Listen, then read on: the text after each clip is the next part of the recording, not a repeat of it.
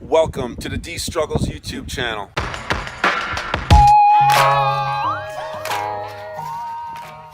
Alright, so we left off trying to get these cylinder heads mounted to the block.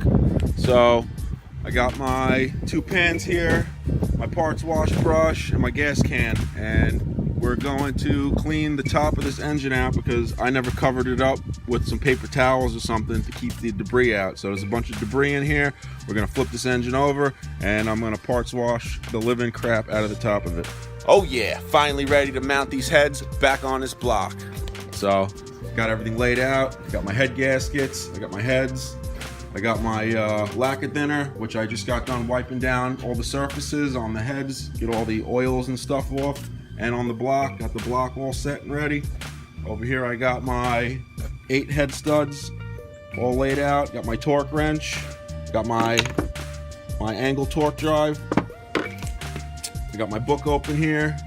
So cylinder head bolts in sequence. So it's a 98 and earlier is a 3-step process. Mine's a 99 and later, so it's a 2-step process. So we'll be torquing down to 37 foot-pounds and then putting an additional 120-degree turn, and that's what this is for. So yeah, I gotta go from 0 down to 120. All right, so two things I'm gonna note is when I had this head resurfaced, it was, you can see that right there. I don't know, it is the same depth because I did take my ruler here and make sure everything was flat. It is flat, but it is slightly gouged, I guess, from the milling machine.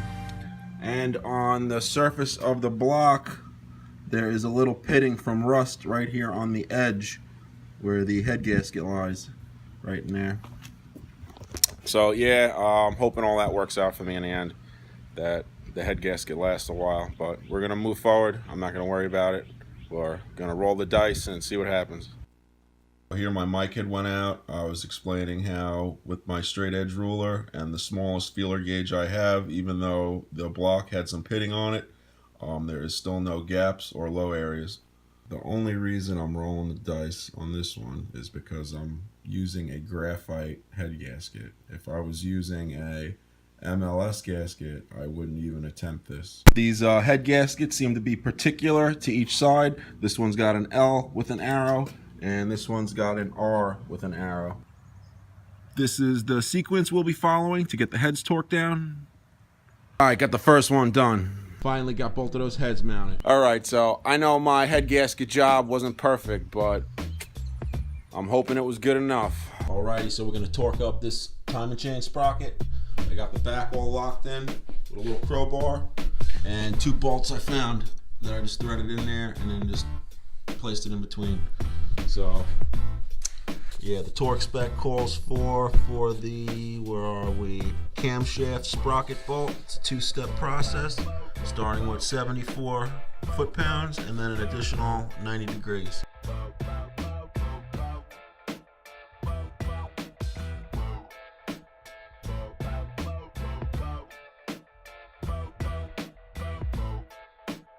Alright, so I just got back from my buddy's barbecue, so we're gonna do a couple more things to this engine. It's about 10 o'clock at night, but we're gonna get a little more progress done. Now that we got this timing sprocket torqued down, we're gonna stick these lifters in. They've been marinating for a couple days now, so they should be nice and good. We're also gonna be reinstalling these rockers and push rods.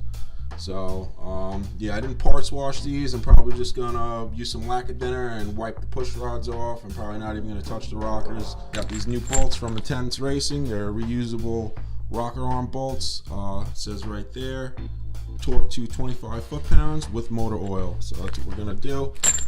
I did notice with these bolts that the coverage area on the original ones is a little bit wider at the top of that bolt than the ones that we're going to be installing from Intense. We're going to try them out and roll with it, see how it works out. Alright, so I'm going to oil up the bearings on the balancing shaft because when I parts washed it, I flushed a bunch of gas and brake cleaner and carb cleaner in there, so I rinsed all the oil out. So we're just going to oil that back up. I'm going to oil up the, I guess you call the jackets, the lifters. Spray a little on there.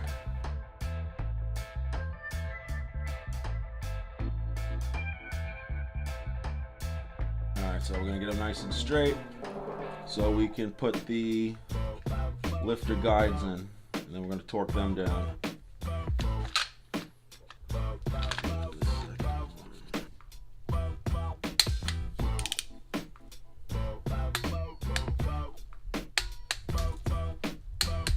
We got them lifters in with the guides. Awesome. So I ended up cleaning up those rockers anyway. Now with these reusable rocker bolts, Intense on the package said to tighten these up to 25 foot-pounds using oil. Now ZZP sells the exact same bolts, and they recommend you tighten up to 23 foot-pounds and you use red thread locker. So yeah. So what I'm going to do is I don't have red thread locker, so I'm going to use blue thread locker, and I'm going to tighten it down to the 25 foot-pounds that Intense recommends. The mic went out again here. I was explaining in this beginning portion on how I was setting or checking my valve lash by keeping the lobe down and finger tightening the nut onto the rocker. And I think the valve lash, they said, was a turn, between a turn and a turn and a half, which each one was between a turn and a turn and a half, so it ended up working out good.